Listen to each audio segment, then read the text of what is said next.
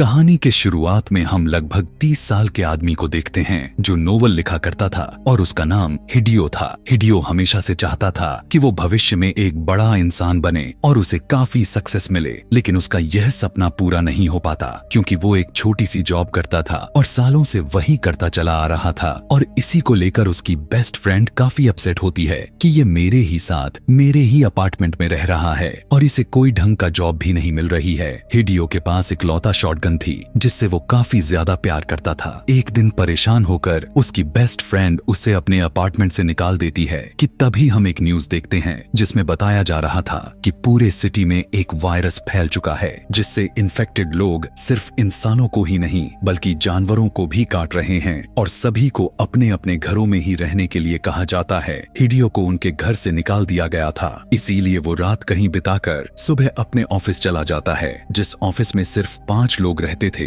और डेडलाइन होने की वजह से उन्हें रात वहीं पर रुकना पड़ जाता है। तभी हिडियो के पास उसी फ्रेंड की कॉल आती है और उससे कहने लगती है, प्लीज वापस घर आ जाओ। सुबह होते ही नाश्ता लेकर हिडियो अपने फ्रेंड के घर पर जाता है। वो काफी देर तक दरवाजे पर नॉक करता है लेकिन उसकी फ्रेंड दरवाजा ही नहीं खोल रही थी। लेकिन तभी हिडियो लेटर बॉक्स वाली जगह से देखता है कि उसकी फ्रेंड काफी अजीब तरह से हरकत कर रही होती है।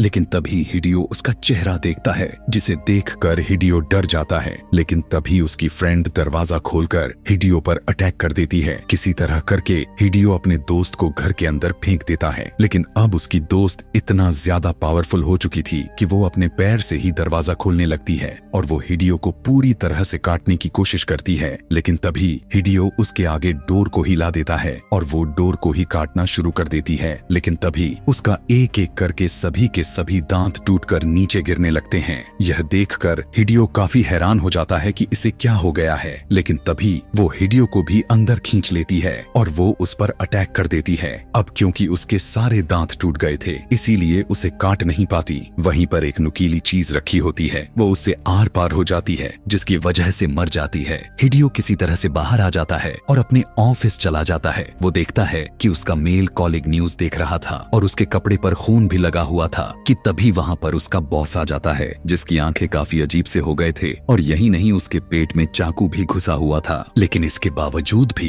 वो खड़ा होकर उस आदमी की तरफ जाने लगता है और जब वो आदमी उसे मारता है तब वो नहीं मरता और जब ऐसा नहीं होता तब वो उस पे कई बार वार करके क्रैश कर देता है। हिडियो का मेल कॉलिग उसे बताता है कि यह सब एक वायरस है जो काफी तेजी से फैलता जा रहा है और ये इन्फेक्टेड लोगों ने अगर हमें काट भी लिया तो हम भी इन्हीं के जैसा बन जाएंगे और हम भी एक ज़ॉम्बी में बदल जाएंगे। यह सुनकर हिडियो अपना हाथ चेक करता है लेकिन उसके हाथों पर किसी भी प्रकार का निशान नहीं था क्योंकि उसकी दोस्त के सारे दांत डोर को काटने की वजह से टूटकर नीचे गिर गए थे। लेकिन तभी वहां उस मेल कॉलिग की आंखें अब बदलना शुरू हो जाते हैं कि तभी हिडियो देखता है कि उसे भी एक ज़ॉम्बी ने काट रखा होता है। लेकिन मेल कॉलिग को समझ में आ जाता है कि अब वो एक ज़ॉम्बी में कन्वर्ट होने वाला है, इसीलिए वो एक नाइफ को लेकर अपने गले को ही काट देता है जिसके चलते वहां पर खून ही खून हो जाता है। यह देखकर जब हिडियो वहां से भागने के बारे में सोचता है कि तभी वहां पर एक और फीमेल कॉलिग आ जाती है और वो भी इन्फेक्टेड हो चुकी थी। उसकी पूरी की पूरी बॉडी ही चेंज हो चुकी थी। उसे देखकर ऐसा लग रहा था कि जैसे उसे किसी ने पॉजेस कर लिया हो। हिडियो वहां से सीधा भागकर बाहर आकर देखता है कि वहां से सारे के सारे लोग ज़ॉम्बी में बदल चुके हैं और एक दूसरे को काट रहे हैं। हिडियो भागते हुए एक गाड़ी के पास आकर हेल्प मांगने लगता है कि तभी उसके पास एक लड़की भी आ जाती है। अब हिडियो उस लड़की की जान बचाने के लिए अपना गन को बाहर निकाल लेता है और ज़ॉम्बी पर अटैक करना शुरू कर देता है कि तभी उसे याद आता है कि उसके पास तो कोई गन ही नहीं है बल्कि वो तो सिर्फ इमेजिन कर रहा है। वहां पर जितने भी सर्वाइवर्स होते हैं वे सभी एक गाड़ी में बैठ जाते हैं। वो गाड़ी में बैठकर न्यूज देखते हैं। तब उन्हें पता चलता है कि ये वायरस अब पूरे शहर में फैल चुका है, लेकिन इसका रीजन नहीं बताया जाता कि यह वायरस आखिर कैसे फैली। कि तभी वे नोटिस करते हैं कि इनके साथ बैठा हुआ आदमी भी इन्फेक्टेड हो चुका है क्योंकि उसकी आंखों से खून आ रहा था। वो ड्राइवर से टिश्यू पेपर मांगता है और जब उसे देने के लिए जाता है तब वो ड्राइवर को ही काट लेता है, जिसके बाद वो हिडियो पर भी अटैक कर देता है।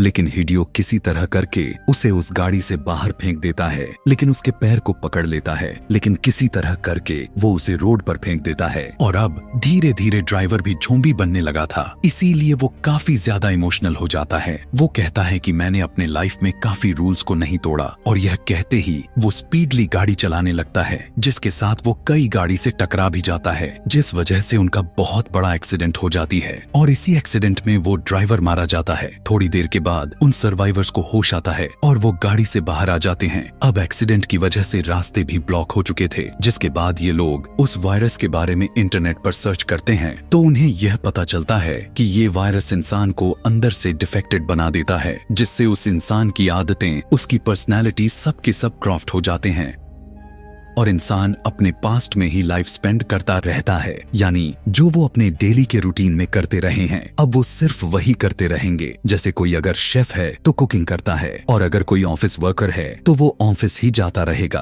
और यही नहीं बल्कि वे पहले से बहुत ज्यादा पावरफुल हो जाते हैं और उनकी बॉडी पूरी तरह से बदल जाती है कि तभी इन्हें यह भी पता चलता है कि ऊंचाई जगह वाले जैसे माउंटेन्स या कोई भी ऊंचाई वाली जगह हो वहां जाकर ये वायरस खत्म हो जाता है। जिसके बाद इन्हें एक माउंटेन नजर आता है और वो उसकी तरफ चल पड़ते हैं। जाते समय रात हो जाती है, इसीलिए रात गुजारने के लिए दोनों एक जगह पर रुकते हैं। यहाँ पर हमें उस लड़की का नाम पता चलता है जिसका नाम हिरोमी था। यहाँ पर हिरोमी हिडियो के साथ खुद को सिक्योर फील कर रही थी। अगली सुबह हिडियो हिरोमी के गर्दन पर ज़ॉम्बी के काटने का निशान देखता है जो अब पूरी तरह से ब्लैक हो चुका है। इसीलिए हिडियो अब उस पर अपना गन पॉइंट कर देता है। यहाँ पर वो बताती है कि मुझे एक छोटे से बच्चे ने काटा था और वो बच्चा के काटने की वजह से इन्फेक्टेड नहीं हुआ था बल्कि मदर फीडिंग की वजह से हुआ था। लेकिन हिडियो इसे नहीं मारता क्योंकि उसे लगता है कि अगर हम माउंटेन पर चले गए तो वह बच जाएगी। हिडियो उसे प्रॉमिस करता है कि मैं तुम्हें छोड़कर कभी नहीं जाऊंगा, मैं तुम्हें बचा लूंगा। दोनों जंगल से होता हुआ माउंटेन तक जाने लगते हैं। लेकिन जैसे जैसे वो दोनों ऊपर की तरफ जा रहे थे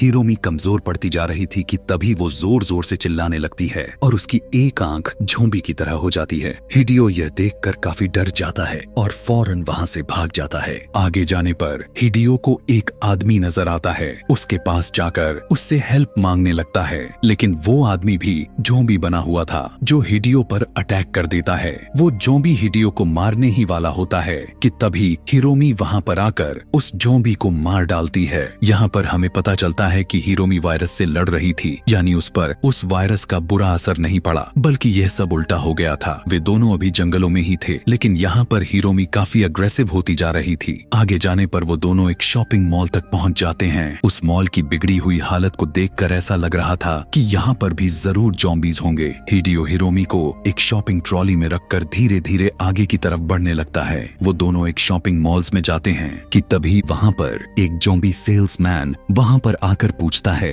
कि क्या तुम्हें कुछ चाहिए। यह कहते हुए वो अटैक कर देता है कि तभी वहाँ पर एक लड़की आकर हिडियो को बचा लेती है। ये लड़की एक नर्स होती है। यहाँ पर भी कुछ सर्वाइवर्स थे जो टेरेस पर सर्वाइव कर रहे थे। अब क्योंकि ज़ॉम्बीज टेरेस पर नहीं आ सकते थे इसीलिए ये सभी वहाँ पर अपना जिंदगी गुजार रहे थे और जब इन्हें अपने जरूरत का सामान लेने जाना होता है तब ये लोग अपने बर्तन को बजाकर ज़ॉम्बीज को अपने तरफ अट्रैक्ट करते थे और इस मौके का फायदा उठाकर नीचे जाकर सामान ले आते थे। उन लोगों का एक लीडर भी था जो हिडियो और हिरोमी को रहने के लिए जगह देता है। जगह देने के साथ साथ वो उन्हें खाने पीने का सामान भी प्रोवाइड करता है। और जब हिडियो और उनका लीडर दोनों आपस में बातें कर रहे थे तो लीडर हिडियो का शॉटगन को नोटिस करता है जो उसे काफी अच्छी लगती है। अब यहाँ पर जो नर्स थी जिसने दोनों की जान बचाई थी वो हिडियो से पूछती है कि जो तुम्हारे साथ लड़की है वो कौन है। तब हिडियो बताता है कि वो मुझे रास्ते में मिली थी, वो काफी बीमार हो चुकी थी इसीलिए उसकी जान बचाने के लिए मैं उसे अपने साथ लेकर आ गया। नर्स कहती है कि तुम एक लड़की की जान बचाने के लिए यहाँ तक आ गए, वाकई में तुम काफी अच्छे इंसान हो। वो उसकी काफी तारीफ करने लगती है। ग्रुप का लीडर सभी लड़कों की एक मीटिंग रखता है क्योंकि अब उनका खाना काफी तेजी से खत्म होता जा रहा था और उन सभी लड़कों को जाकर उस बेसमेंट से खाना को लाना था।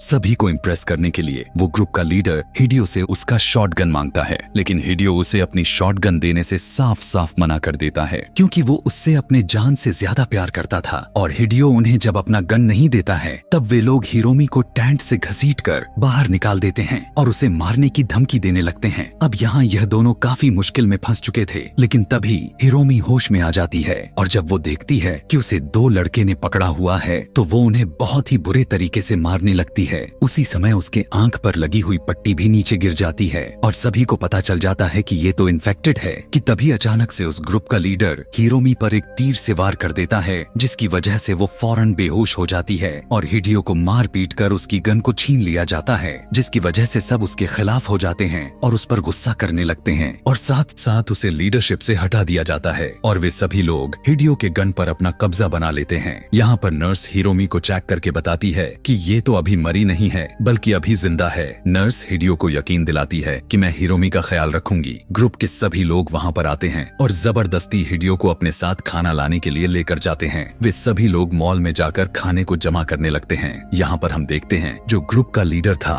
वो सबसे अलग हो जाता है क्योंकि वो सबसे बदला लेना चाहता था, जिसके बाद वो फ्लोर के स्पीकर पर लाउड म्यूजिक लगा देता है, जिससे आवाज को सुनकर सभी ज़ॉम्बीज वहाँ पर आने लग जाते हैं और इन पर अटैक कर देते हैं। हिडियो जब यह सब कुछ देखता है तब वो जल्दी से एक कपबोर्ड में छुप जाता है। वहाँ पर एक ज़ॉम्बी था जो इन लोगों को देखकर और उस सॉन्ग की आवाजें को सुनकर अजीबों गरीब हरकतें कर रहा था। उसे देखकर ऐसा लग रहा था कि जैसे वो सॉन्ग को सुनकर काफी खुश हो रहा है, उससे पावरफुल हो रहा है और वो एक काफी बड़ी जंप लगाकर टेरेस पर आ गिरता है जहाँ पर बाकी के सर्वाइवर्स थे और अब वो काफी लोगों को इन्फेक्टेड कर चुका था। वो नर्स हिरोमी को लेकर एक जगह पर छुप जाती है। नर्स के पास एक वॉकी टॉकी था जिसके जरिए वो बाकी के लोगों से कांटेक्ट करने की कोशिश करती है और उनसे हेल्प मांगने लगती है। अब जो कि दूसरा वॉकी टॉकी लड़कों के पास था वो हिडियो के पास ही गिरा हुआ था और वो उसे देख लेता है। उसकी आवाज को सुनकर वो मौका देखकर वहाँ से बाहर आ जाता है। हिडियो उन दोनों को बाहर के बेसमेंट में आने के लिए कहता है।